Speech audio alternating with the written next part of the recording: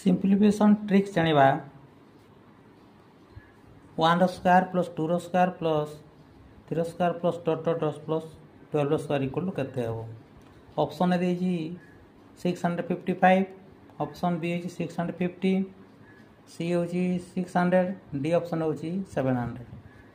चलନ୍ତୁ हम ट्रिक जानिबा किपरि भाबरे सहजरे चुटकी रे हम समाधान करबा।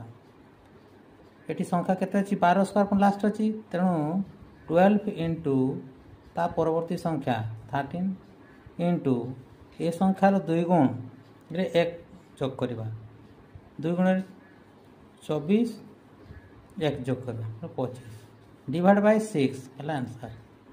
12 इंटू 13 इंटू 25 बाय 6 6 2 जा 12 25 25 2 जा 50 इंटू 30 दैट इक्वल टू 650 होची ऑप्शन बी आंसर।